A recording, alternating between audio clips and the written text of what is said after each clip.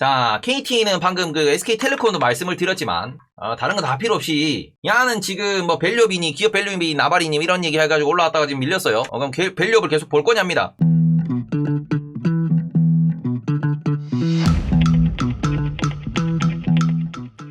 근데 기업 밸류업을 계속 볼 거냐 해서, 지금 얘도 121선이네. 오늘은 밸류업 좀 이렇게 좀 그 쇼크 때문에, 그러니까 총선 결과 때문에 고배당주 밸류업 저 PBR 딱 빠졌다가 말아 올리는 모습을 보였습니다.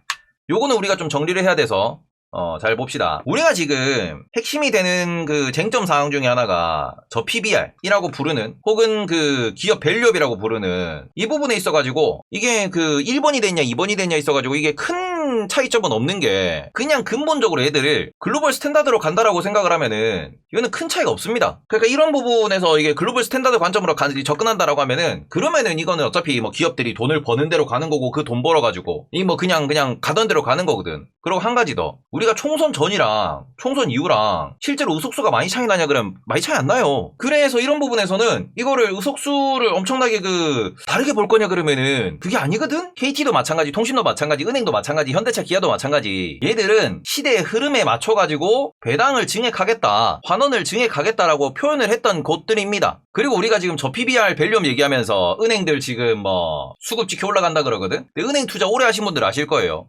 언제? 우리 그 22년도 5월에 무슨 일이 있었습니까? 대선 끝나고 제일 먼저 개박살 났던 게 은행이었어. 대선 끝나고 제일 먼저 개박살 났던 게 은행이야. 왜냐 그러면은 대선 지나고 대통령님이 당선되자마자 바로 그 얘기했잖아. 아주 그냥 국민들을 상대로 국민들을 상대로 돈놀이 장사한다고 한마디 때려가지고 은행 개박살 내놨잖아.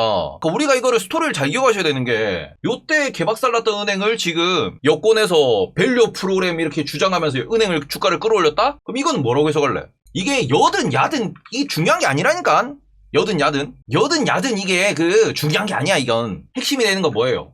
기업의 의지와 그걸 정부가 막냐 안 막냐예요. 그리고 지금 이 부분에서 이미 외국인도 그렇고, 그 다음에는 개인 투자자도 그렇고, 많이들 기업 밸류 프로그램이 뭔지, 일본이 왜 올랐는지, 증시가 지금 왜 이런 상황인지에 대해서 관심을 많이 갖고 있고, 그 부분에서 이제 약간 급작스러운 느낌도 있지만 튀어나온 게 이겁니다. 이거를 지금 야권이 총선 지났다고 건드려? 야, 그건 또 한번 해보자지. 우리가 총선 전과 총선 이후에 주식하는 인구가 달라진 게 아닌데. 그러니 결국에는 이거는 그치, 프레임이야, 프레임. 여가 되면 어떻고 야가 되면 어떨까, 다 프레임이에요. 핵심은 뭡니까?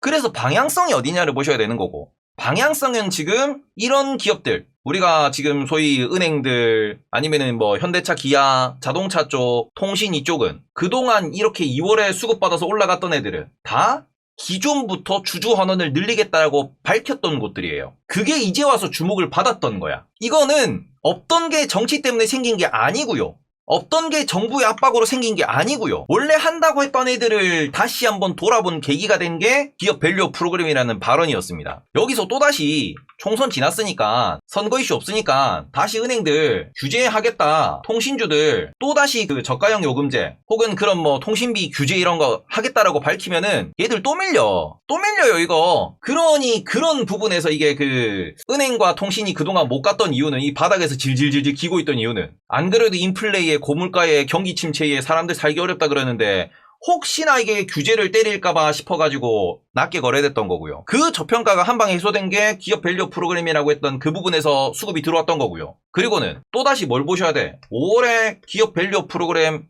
넥스트를 또 얘기할 거라면서, 5월에 밸류업 관련돼가지고 여기 실질적인 대책들 나올 거라면서요. 발표할 거라면서. 이거 기다리면서 가는 겁니다. 그래서 이런 부분에서 이게 진짜로 규제를 때릴 거냐, 이게 신규로 규제가 들어올 거냐, 그게 아니면은 기업 밸류업으로 해가지고 이게 약간 타협으로 갈 거냐, 정부와 기업과 사회와 주주가 어떤 식으로 타협을 할 거냐, 이게 중요한 거예요. 일단 지금 뭐 KT 같은 경우에는 이게 저가형 이동 요금제 아니면 요금제 할인 그런 걸 한다 그래가지고 실제로 그것 때문에 통신사의 실적이 떨어지냐, 그건 아니에요. 통신사는 기본적으로 매년 어느 정도, 매년 한 5에서 10% 정도 성장을 합니다. 꾸준히 성장을 해요. 이건 요금제가 됐든 아니면은 요금제로 쌓아놓은 현금으로 부가적인 사업을 하든 꾸준하게 성장하는 애들이에요. 그리고는 지금 이 꾸준한 성장에서 플러스로 뭘 한다는 겁니까?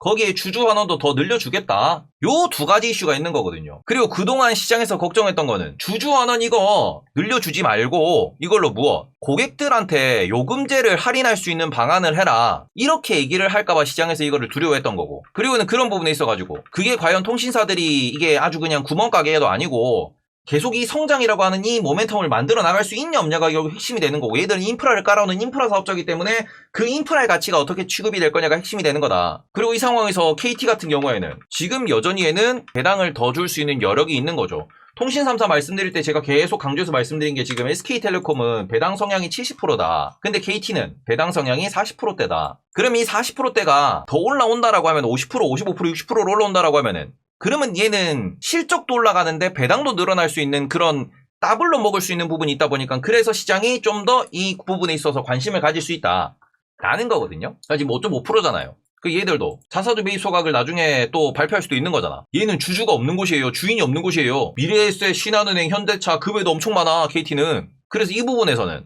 요게 이제 공기업도 아니고 그런 상황에서는 저는 뭘 계속 말씀드리냐, 매년 5에서 10% 성장은 거의 뭐 보장되는 산업이고 인프라 스트럭처이기 때문에 인프라 산업이기 때문에 이거는 신규 사업자 못 들어옵니다. 그래 지금 우리가 5G 28GHz 이런 얘기하고 있거든요. 요거 지금 그 새로 그 뭐냐 X 머시기 들어왔잖아. 그 신규 사업자한테 실제로 KT는 5G 28GHz 그 주파수를 신규 사업자한테 매각하기로 했습니다. 그리고 이 부분에서는 또 KT는 신사업으로 지금 진행하고 있는 게 본인들이 알짜배기 땅을 많이 들고 있으니까 그 부분에서 임대사업을 하고 있고요. 임대사업 플러스로 또 뭐 하고 있냐 그러면 얘네들은 IDC 사업을 하고 있죠. 글로벌 IDC, 데이터 센터 산업. 근데 이거는 이게 B2B 사업이기 때문에 이 동네에서 돈을 계속해서 벌고 있다라는 거는 신규 사업자 스테이지 X, 오케이. 이 부분에서는 이것도 꾸준하게 성장을 하는 겁니다. 그래서 저는 이 부분에서 KT 같은 경우에는 그냥 지금 상황에서 성장에 플러스 배당 성장까지 보여주면 땡큐고, 배당 성장 못 보여준다 그러면 5에서 10% 성장하는 거니까 지금 5.5%다. 그럼 뭐 장기로 보유하고 갖고 가는 거지. 그래도 문제가 없는 거지. 현금 흐름 좋겠다. 우리 매달 돈 내잖아. 2달, 3달만 돈 안 내도 바로 핸드폰 끊기는데 이거는 제일 먼저 돈 내야 되는 거 아니야. 현금 흐름이 이렇게 좋은 장사가 어디 있어. 그래서 이 부분에서 저는 딱히 그냥 걱정할 필요 없이 오히려 이렇게 사람들이 그 안 볼 때 밀릴 때 매수를 하시는 것도 좋은 전략이지 않나 라고 생각을 하고요. 그리고는 지금 KT도 그렇고 아니면은 뭐 은행도 그렇고 저 PBR 관련돼 가지고 꼭 이거는 기억하셨으면 좋겠는 게, 제가 그 전부터도 말씀드렸죠. 은행, 통신, 그 다음에 자동차 같은 경우에는 기존에 주주 환원을 확대하겠다라고 정부의 개입이 없어도 이미 선언을 했던 곳입니다. 여기는 결국에는 2월 달에는 약간 그 수급 쏠림으로 확 올라가고 3월 달에 지금 뭐 반도체니 아니면 뭐 AI 이쪽으로 수급이 돌아가면서 약간 이렇게 좀 뭐 총선 불확실성 아니면은 뭐 더블 배당 이런 이슈로 약간 흔들림이 있었는데, 결국 장기로는 저 PBR들은 실적에 따라 배당에 따라 박스권 그리는 게 이게 FM이에요. 아시겠죠? 그냥 이거는 실적에 따라서 박스권 그리는 게 그냥 이 FM 투자입니다. 이게 그냥 FM 투자. 그래서 우리는 배당률 보면서 그냥 슬금슬금 접근하시면 된다라고 보시면 좋을 것 같습니다. 이걸 딱히 뭐 엄청나게 뭐 중요하게 본다 뭐 그런 거 아니에요. 빠지면 사고 오르면 팔고 매일 분할 매수를 해도 충분히 걱정하지 않을 만한 기업이다, 이렇게 좀 보시면 될 것 같고, 거기서 이제 자동차는 조금 다르죠. 은행, 통신은 결국 인플레이션 해칭하면서 계속 그냥 가던 대로 가는 애들, 연에 5에서 10%씩 가던 대로 가는 애들인데, 자동차는 사이클이 있다. 요거는 좀 다르다는 겁니다. 저 PBR 종합적으로 보시면은. 그러니까 자동차는 오히려 실적에 대한 기대감이 고금리인데 자동차 안 팔리는데 좀 밀리겠는데 라고 밀렸다가, 그럼 반대로 또 뭐합니까? 이제는 바닥 찍었는데 자동차 이제 좀 뭐 보조금도 많이 준다 그러고 경기 좋은데, 그러면 자동차는 실적이 더 좋아지겠지. 그래서 이 부분에서 결국 제가 말씀드리고 싶은 핵심은 뭐냐, 이거를 박스로 그냥 고배당주로 투자하실 때는 락바텀 전략으로 접근하시면 돼요. 요거는 락바텀 스윙 투자 전략으로만 접근하시면은 돈 충분히 법니다. 이게 돈 잃어버릴 이유가 없어. 이것만 뚝 해도 돼요. KT, SKT, U+, 신한은행, KB, 하나은행, 우리은행 요 7개만 뚝 해도 연에 3, 40% 충분히 가능합니다. 충분히 가능해요. 그리고는 그 부분에서 내가 그래서 자동차를 무기한 장투하겠다. 아까 누가 무기한 장투 얘기하시는데 30년 장투 아니야. 사이클이에요. 반도체도 사이클이고요. 자동차도 사이클이에요. 사이클은 바닥 찍었을 때 사서 할 때 파는 거야. 아시겠죠? 그래서 이런 부분에서 조금 체크를 해보시면 좋다. 그래서 지금 오히려 KT는 이렇게 저 PBR 관련돼가지고 안 되면 어떡하지?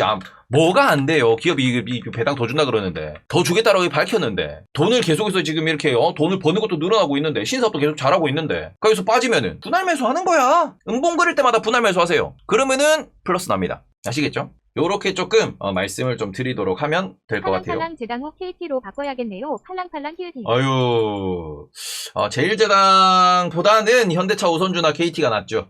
그거는 맞죠. 왜냐면 CJ는 그룹사가 조금, 네, 아무튼 그런 부분에서 일단 KT 같은 경우는 이렇게 빠지면은 그 33,000원, 34,000원 열어놓고 거기까지 분할 매수하겠다라고 접근하시고 그러면 반등 주면은 어차피 이거 많이 못 가. 어차피 4만원 이후로 뭔가 이거. 지금 무치 4만원 이후로 가겠어요 이게. 그래서 이거는 그냥 어차피 박스를 그려나간다. 스프티 43,000원부터 계속 사고 있는데 통단이 5만원 됐다. 계속 사도 되나요? 비중 20%까지 와서 고민돼요.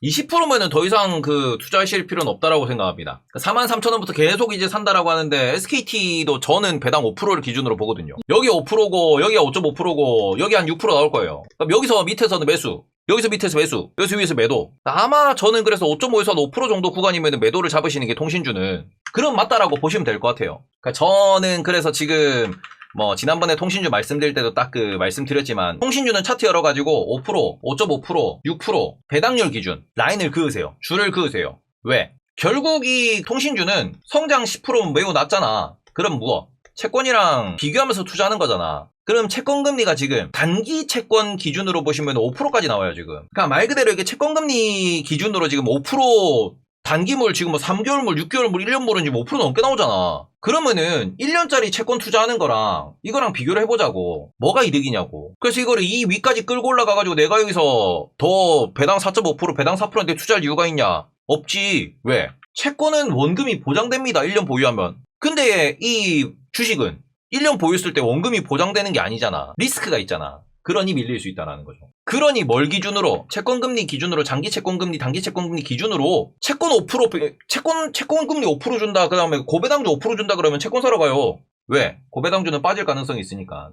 여기서 사서 여기서 팔아야 된다. 그렇게 보시면 될 것 같습니다. 아시겠죠? 이렇게 지금 말씀을 드리면 될 것 같고요. KT 저는 한번 음봉 때마다 분할 매수하시고 밀릴 때마다 분할 매수하시면 이평선 닿을 때마다 분할 매수하시면 이걸로 돈 잃었다 그러면은 주식하면 안 돼. 알겠죠? 그렇게 말씀을 드리겠습니다. 저 PBR 무신 걱정을 합니까? 다시 보기 좀 잘라놓고요.